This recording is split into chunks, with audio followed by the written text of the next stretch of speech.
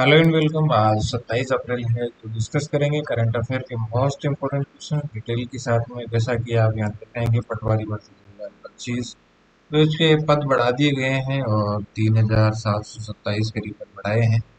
इसके लिए पोर्टल अब दोबारा खोला जाएगा और पहले जो एग्जाम मई में 11 मई को होने वाले थे वह एग्जाम अब संभवतः अगस्त या सितंबर में आयोजित होंगे।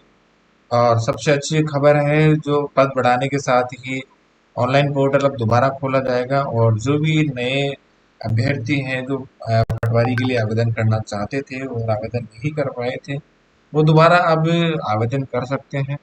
और अभ्यर्थी अपनी लगातार अपनी तैयारी बनाए रखें और इसका एक आरएसएस भी द्वारा जल्द के विस्तृत जो कार्यक्रम है शेड्यूल है इसका जारी कर दिया जाएगा। वीडियो की भर्ती है इसमें 851 पदों पर अर्चना बोर्ड को बोर्ड को एक अर्चना मिली है मतलब एक अ, पद बढ़ाने के लिए एक तरीके से दिया गया है, लेटर मिला है और उसमें कुछ तकनीकी कमियों और विभाग से स्पष्टीकरण प्राप्त करने की प्रक्रिया चल रही है। और औपचारिकता के बाद नोटिफिकेशन जल्द इसमें जारी होगा, लेकिन इसमें जो एग्जाम की तिथि है 12 जुलाई वो अभी तक निर्धारित है, उसमें कोई बदलाव नहीं किया गया है। वो इसके अलावा राजस्थान पुलिस कांस्टेबल है उसके लिए संशोधित नोटिफिकेशन जारी किया हुआ है और सेकेंडरी लेवल जो एग्जाम पास करने वाले केट हैं वो इसमें बैठ सकते हैं। और कल से इसके आवेदन शुरू होने वाले हैं और इसके जो लास्ट डेट है आवेदन की 17 मई रहेगी। इसमें ये जो 9617 पदों के लिए भर्ती होगी जिसमें महिलाओं के लिए जो पुरुषों के लिए 18 से 24 और महिलाओं के लिए 18 से 29 एज लिमिट रहेगी। इसमें एसएससी सीजीएल के लिए आवेदन 22 अप्रैल से शुरू हो चुके हैं और इसकी जो लास्ट डेट है वो आपकी 21 मई तक रहेगी। इसमें टीयर 1 और टीयर 2 में एग्जाम होंगे। टीयर 2 में जो सेकंड पेपर होगा वो जेएसओ के लिए होगा, प्रॉपर जूनियर स्टेटिकल ऑफिसर के लिए। इसमें जो एज लिमिट है ग्रुप सी पदों के लिए 18 से 27 और बी के लिए 18 से 30 और जेएसओ के लिए 32 है। बात करते हैं आज के इतिहास की तो 1967 में राजस्थान में उच्च शिक्षा की शुरुआत हुई थी। राजस्थान विश्वविद्यालय की स्थापना 8 जनवरी 1947 को हुई जो शुरू में राजपूताना विश्वविद्यालय के नाम से जाना जाता था। 1957 में इसका नाम बदलकर राजस्थान विश्वविद्यालय कर दिया गया। 27 अप्रैल 1967 को विश्वविद्यालय में कई महत्वपूर्ण शैक्षणिक पहल की गई जिसमें भूगोल विज्ञान में स्नातकोत्तर पाठ्यक्रम की शुरुआत प्रमुख थी। इसी वर्ष राजकीय डूंगर महाविद्यालय बीकानेर में भौतिक विज्ञान और रासायनिक विज्ञान में एमएससी कक्षाएं भी शुरू हुई। साथ ही राजकीय माध्यमिक विद्यालय बाड़मेर को अपना स्वयं का बुनियादी ढांचा मिला जो 1965 में स्थापित हुआ था। 1960 और 1970 का दशक राजस्थान विश्वविद्यालय का स्वर्णिम काल माना जाता है। 27 अप्रैल 1967 को लिए गए निर्णयों ने राजस्थान में उच्च शिक्षा के विकास को एक नई दिशा दी। यह दिन राजस्थान के शैक्षिक इतिहास में एक महत्वपूर्ण मील का पत्थर साबित हुआ जिससे राज्य के शैक्षिक विकास की नींव को और मजबूत किया गया। करंट अफेयर में चलते हैं तो पहला क्वेश्चन है कि हाल ही में इसरो के जो पूर्व अध्यक्ष का निधन हो गया उनका नाम था के कस्तूरी रंगन जिनका निधन 84 साल की उम्र में हो गया। 25 अप्रैल को हुआ और ये श्रीलंका में दिल का दौरा पड़ने के बाद वे बीमार चल रहे थे। 2023 से वो बीमार चल रहे थे, जब श्रीलंका में थे तब उनको दिल का दौरा पड़ा था। डॉक्टर कस्तूरी रंगन वर्ष 1994 से 2003 तक इसरो के अध्यक्ष रहे।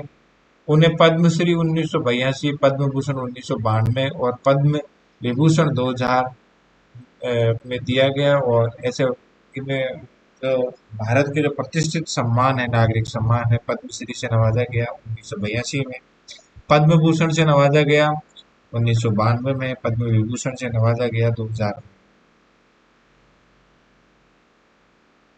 इसरो से 35 वर्षों तक जुड़े रहने के बाद वे 2003 से 2009 तक राज्यसभा के सदस्य भी रहे। यानी इन्होंने राजनीति में भी ये रहे दो, और राजनीति में रहने का समय था इनका 2003 से 2009 तक। नेक्स्ट है वित्त वर्ष 2024-25 में भारत ने अंतर्देशीय जलमार्गों पर कितनी मात्रा में कार्गो मूवमेंट दर्ज की है। तो 145.5 MMT जो है मात्रा वो इन्होंने दर्ज की है। तो रिकॉर्ड कार्गो मूवमेंट है inland waterways authority of India IWAI ने 2024-25 में 145.5 MMT कार्गो मूवमेंट दर्ज किया है, जो 2013-14 के 18.1 MMT से 20.86% की वार्षिक दर को दर्शाता है। वर्ष दर वर्ष वृद्धि की बात करें तो 2023-24 की तुलना में 2024-25 में कार्गो मूवमेंट में 9.34% की वृद्धि हुई है।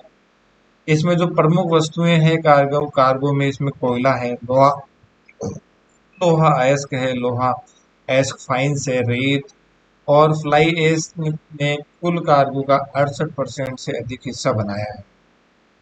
जलवाहक योजना की बात करें तो दिसंबर 2024 में शुरू की गई इस योजना के तहत जलमार्गों पर माल ढुलाई करने वालों को कुल परिचालन का व्यय 35% तक प्रोत्साहन दिया जाता है। डिजिटल पहल की बात करें तो कार्गो मूवमेंट को सुविधाजनक बनाने के लिए CARD पोर्टल, पेनी पोर्टल और नूदरसिखा जैसे डिजिटल उपकरणों की शुरुआत की गई है। भविष्य के लक्ष्य की बात करें तो IWAI का लक्ष्य 2030 तक कार्गो मूवमेंट को 200 MMT और 2047 तक 500 MMT तक बढ़ाना है, जिससे अंतर्देशीय जल परिवहन का हिस्सा 2% से बढ़ाकर 5% किया जा सके। नेक्स्ट क्वेश्चन है, हाल ही में किस संगठन ने एक्टिव कूल्ड स्क्रैमजेट सब स्केल कंबस्टर का 1000 प्लस सेकंड का ग्राउंड टेस्ट सफलतापूर्वक किया है? तो DRDO ने इसका सफलतापूर्वक प्रशिक्षण किया है। ये क्या है इसको भी समझते हैं। तो DRDO ने एक्टिव कूल्ड स्क्रैमजेट सब स्केल कंबस्टर का 1000 प्लस सेकंड का ग्राउंड टेस्ट सफलतापूर्वक किया है। ये परीक्षण स्वदेशी हाइपरसोनिक तकनीक को विकसित करने की दिशा में एक महत्वपूर्ण उपलब्धि है। स्कैमजेट इंजन है जिसकी उच्च गति पर कार्य करने वाला एक विशेष प्रकार का जेट इंजन होता है जो हाइपरसोनिक उड़ानों के लिए जरूरी होता है। एक्टिव जो कूल्ड कंबस्टर तकनीक का मतलब है कि इंजन के जो कंबस्टन चैम्बर को विशेष विधि से ठंडा रखा जाता है ताकि अत्यधिक तापमान में भी इंजन कार्यशील रह सके। परीक्षण के दौरान सब स्केल कंबस्टर को 1000 सेकंड से अधिक समय तक ऑपरेट किया गया, जो कि उच्च स्थायित्व और विश्वसनीयता का परिणाम है। नेक्स्ट क्वेश्चन है, भारत ने 28 अप्रैल 2025 को किस देश के साथ 63,000 करोड़ का राफेल सौदा करने का प्लान है? तो फ्रांस, भारत और फ्रांस 28 अप्रैल को एक बड़ा रक्षा सौदा करेंगे। इस सौदे में तय नियमों के अनुसार, जैसे कि पहले जो अनाउंसमेंट हुआ था उसके अनुसार, कल फ्रांस और भारत के बीच रक्षा सौदा होने वाला है। इस सौदे में भारत 26 राफेल जो है नौसैनिक लड़ाकू विमान खरीदेगा। कुल सौदे की लागत लगभग 63,000 करोड़ होगी। राफेल एम विमान मुख्य रूप से भारतीय नौसेना के लिए खरीदे जा रहे हैं। इससे पहले भारतीय वायुसेना के लिए खरीदे गए थे। ये विमान INS विक्रांत जैसे भारतीय विमान वाहक पोतों पर तैनात किए जाएंगे। इस सौदे से भारत की समुद्री रक्षा क्षमता में बड़ी मजबूती आएगी। नेक्स्ट है, हाल ही में किस हवाई अड्डे को best airport under regional connectivity scheme के लिए सम्मानित किया गया, यानी RCS इसका शॉर्ट फॉर्म है। Best airport under regional connectivity scheme के लिए सम्मानित किया गया। तो हुबली एयरपोर्ट है, इसको इसके लिए सम्मानित किया गया RCS के लिए। हुबली एयरपोर्ट को airport counselling ACI airports counselling international Asia Pacific और मिडिल ईस्ट द्वारा ग्रीन एयरपोर्ट रिकॉग्निशन रिकॉग्निशन 2025 में प्लेटिनम सम्मान से नवाजा गया है। ये कोलकाता में है और ये जो हुबली एयरपोर्ट है, यह पुरस्कार हवाई अड्डे द्वारा टिकाऊ ऊर्जा प्रथाओं को बढ़ावा देने में महत्वपूर्ण के लिए दिया गया है। ये सम्मान एयरपोर्ट पर टिकाऊ ऊर्जा श्रेणी में प्रति वर्ष 6 मिलियन से कम यात्रियों को संभालने वाले हवाई अड्डे को दिया जाता है। हुबली एयरपोर्ट ने 8 मेगावाट का सौर ऊर्जा संयंत्र स्थापित किया है और यह सौर ऊर्जा हुबली, बेलगावी और मैसूरी हवाई अड्डे को स्वच्छ ऊर्जा की आपूर्ति करता है। इस संयंत्र से सालाना 11 मिलियन यूनिट से अधिक स्वच्छ बिजली का उत्पादन होता है। तो ये है आज के करंट अफेयर और जो एजुकेशन से संबंधित नोटिफिकेशन जो डिटेल से डिस्कस किए। पढ़ते रहिए, बढ़ते रहिए। धन्यवाद।